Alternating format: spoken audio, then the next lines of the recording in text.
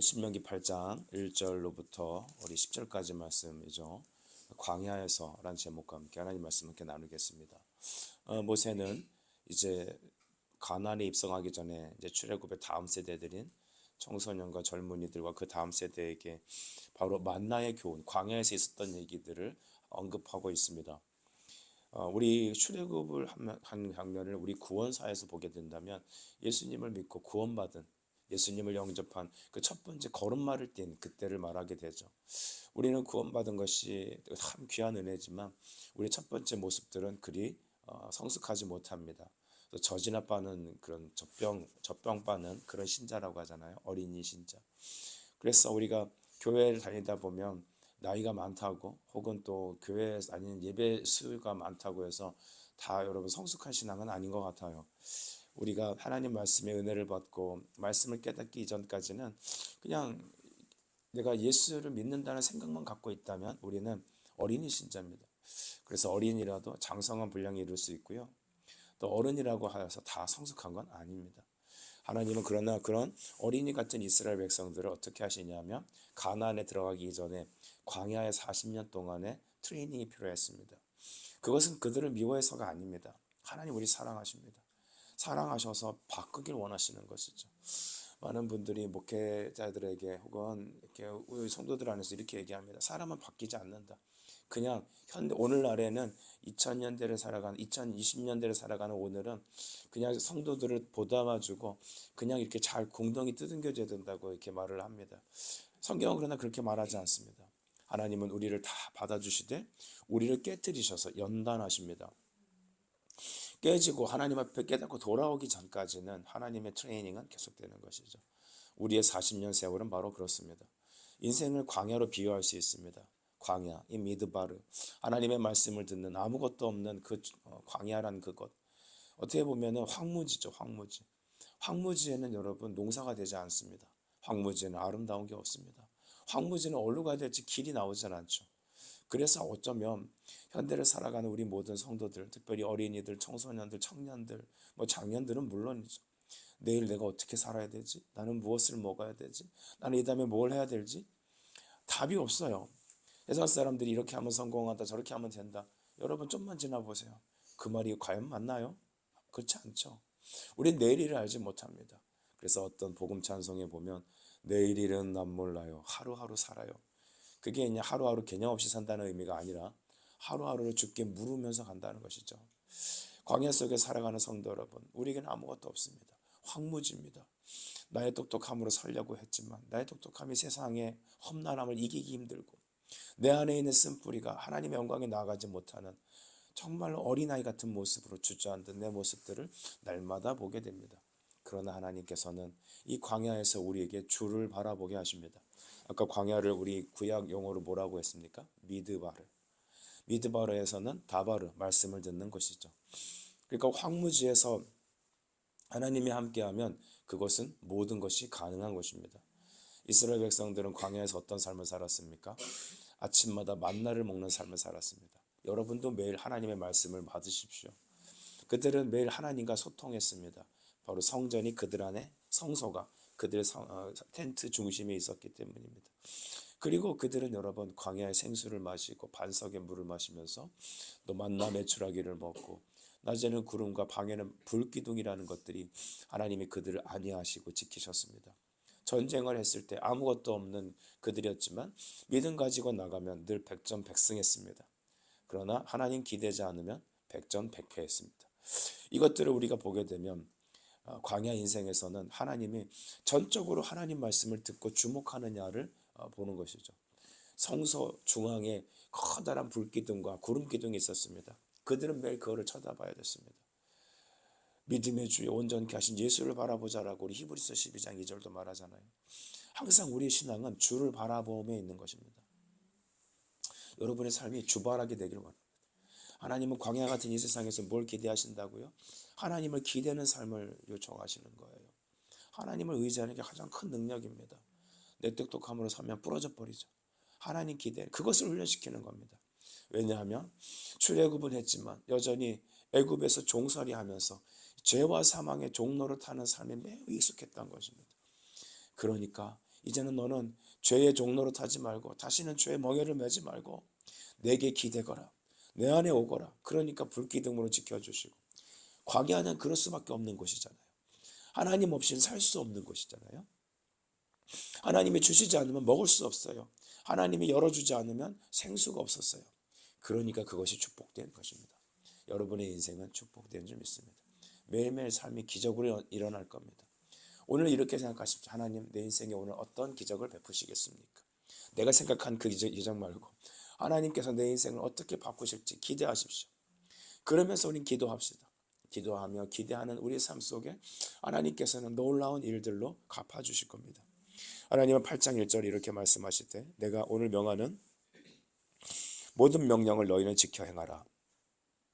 그리하면 너희가 살고 번성하여 여호와께서 너희의 조상들에게 맹세하신 땅에 들어가서 그것을 차지하리라. 이 그것을 차지하리라는 말 앞에 뭐가 있었냐면 명령을 듣고 지켜야 되는 것을 말합니다. 하나님을 기댄다는 건 하나님 말씀을 듣는 것이고요. 말씀을 듣는다는 건 순종의 길로 걸어간다는 겁니다. 이 사이에 반드시 기도가 필요하고 하나님의 전적인 은혜가 필요합니다. 순종도 은혜예요. 회개도 은혜예요.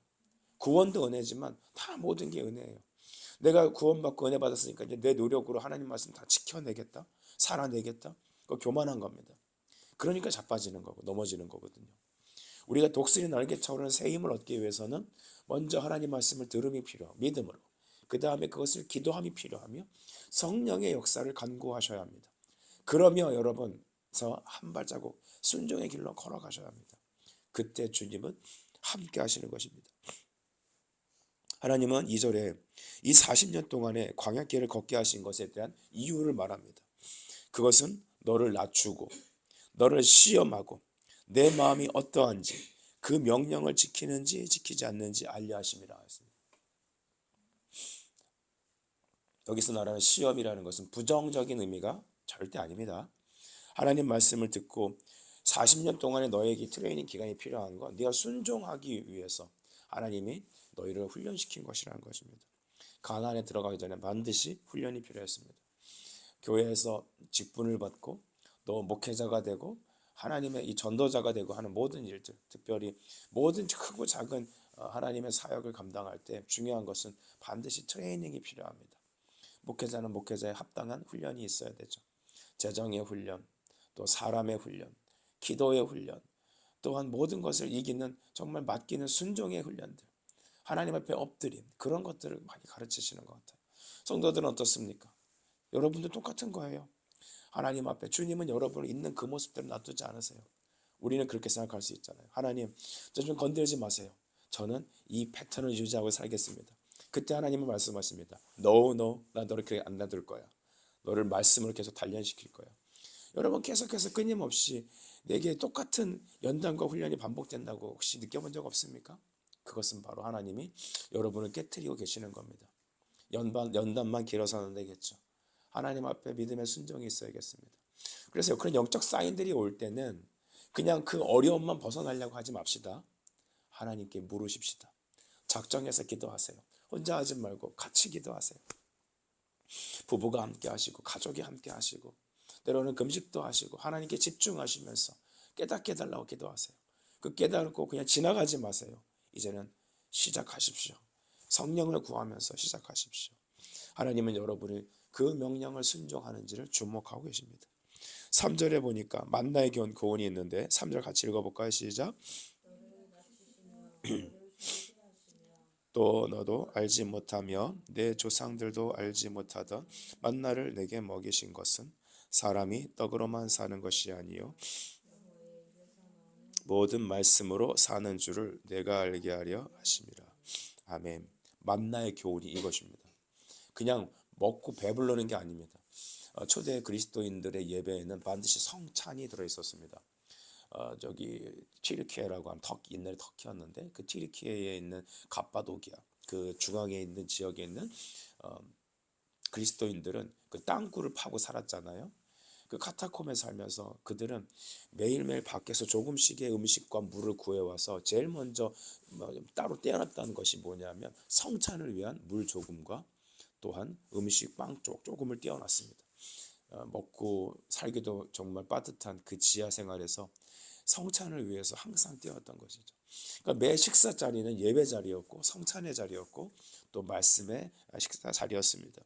오늘날은 그냥 먹고 끝내는 게 많은 것 같아요. 각자 방에서 그냥 후딱 먹고 인스턴트로 때우고. 여러분 가정에 식탁 교제가 있나요?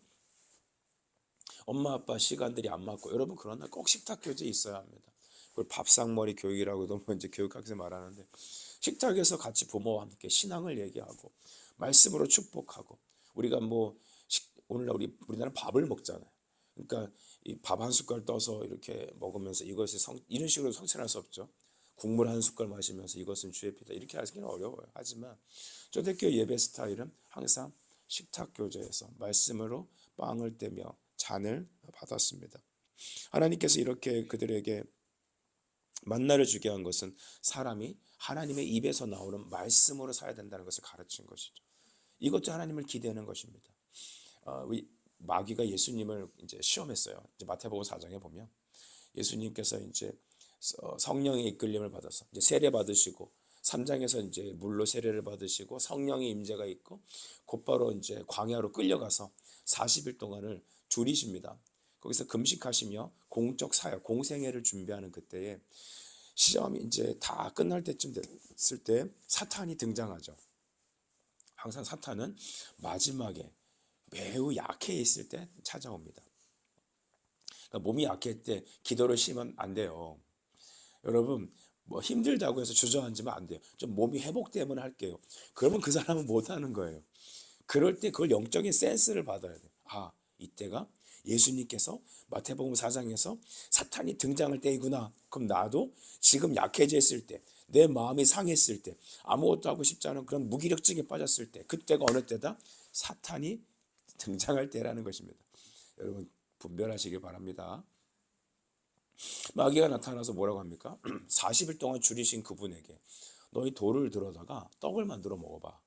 그 얘기는 오늘 하루 식사, 네 배고픔을, 네 만족을 위해서 그것을 네 능력을 써라. 하나님의 대의에 져버리고 그냥 그렇게 음식에 매달리는 그런 인생으로 살아라 그런 얘기입니다. 예수님 뭐라고 얘기하셨어요?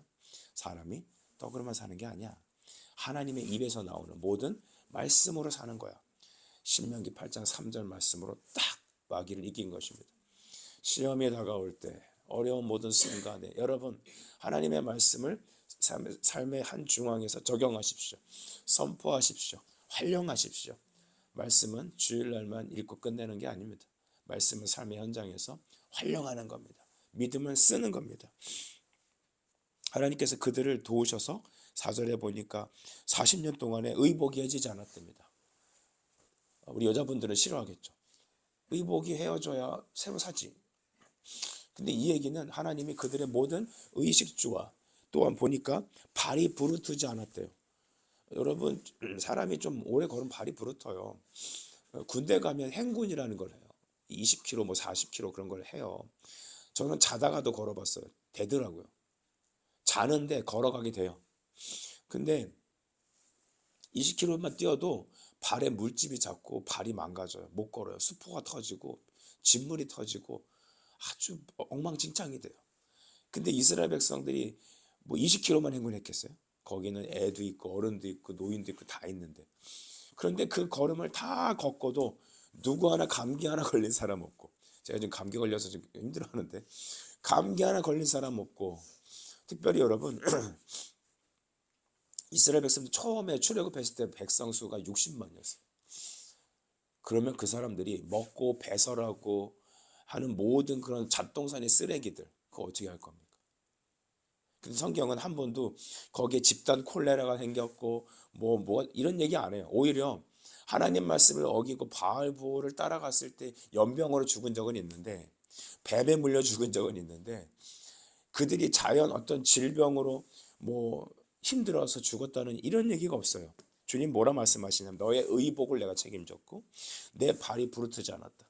심지어는 신발도 닳지 않았다는 겁니다. 할렐루야. 여러분, 여러분의 삶에 왜 나한테 이것밖에 돈이 없지? 나에게 왜 지혜가 이것밖에 없지? 나는 왜 능력이 이것밖에 안 되지? 여러분, 하나님이 여러분 다 그거 갖고 하게 하세요. 오병이어 있잖아요. 우리 아이가 먹을 만한 그 작은 도시락 그걸로 5천 명이 먹었어요. 남자만. 기가 막히지 않습니까?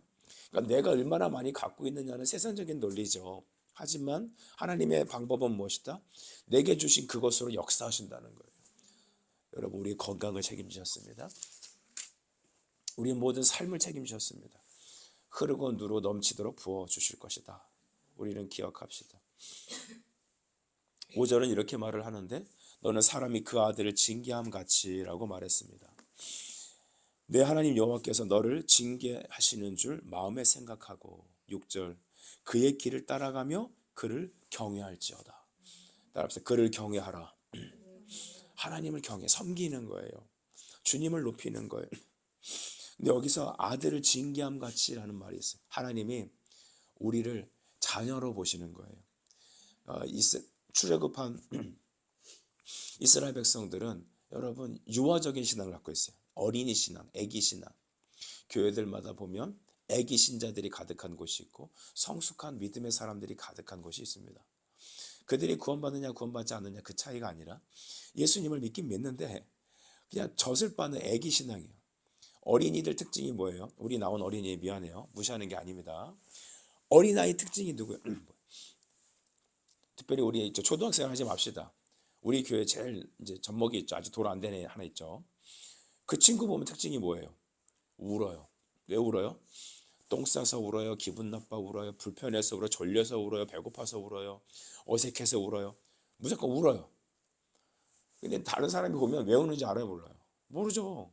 근데 엄마는 알더라고요. 배고파 하고. 그거 참 신기해요. 불편해. 맞아요. 불편해요. 그냥 할 줄 아는 말이 나중에 엄마. 근데 엄마 말이 한 마디 끝냈다고 다 끝났어 벌써. 엄마 그래 그래 다 알아요. 유아적인 신앙은 하나님 주세요만 하는 사람이에요.